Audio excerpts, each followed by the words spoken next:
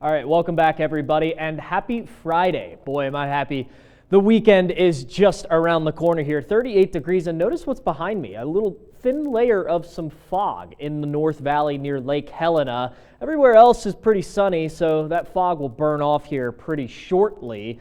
Great Falls, nice sunrise there. It's a little colder, 36 degrees out there, but notice the wind. Almost non-factor today, 5 miles an hour, and that's going to be the same story for pretty much the whole weekend across the west here. Bozeman Pass, a lot better conditions than what we saw over the past previous days with that heavy snowfall, the winter storm warning that was down there, and they even had the road closure a couple days ago. Here's a look at McDonald Pass. We're already getting some major snow melt up here. We're starting to see the grass return up there. So we're pretty cold across the state right now. We're colder than we were yesterday morning, 32 out there in Lewistown, and we're 34 up in Cut Bank, 37 in Kalispell. But we are going to quickly warm up today. The wind is pretty light across most of the state. We could see some stronger gusts out there in eastern Montana today. Take a look here, some yellows and oranges showing up, not as bad, maybe up to 20 miles an hour out there. Tomorrow morning,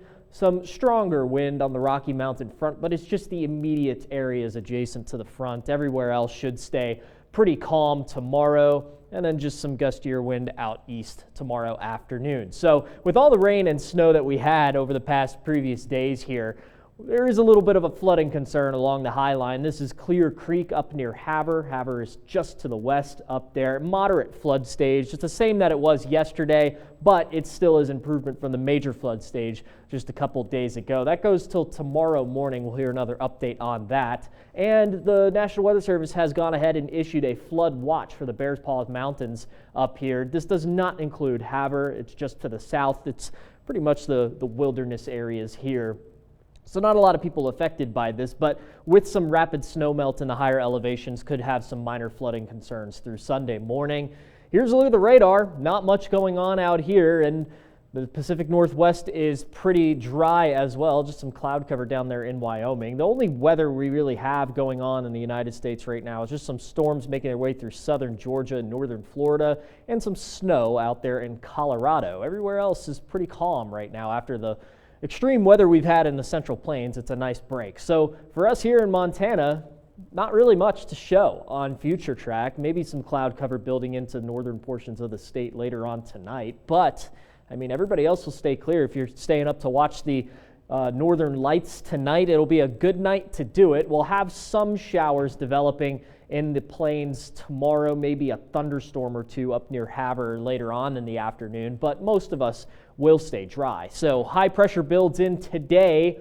We will have rapid warming, 72 degrees in Helena. It's going to be a lovely day out there. Tomorrow, high pressure sticks around, just a few isolated storms on the High Line. Everybody's in the 70s.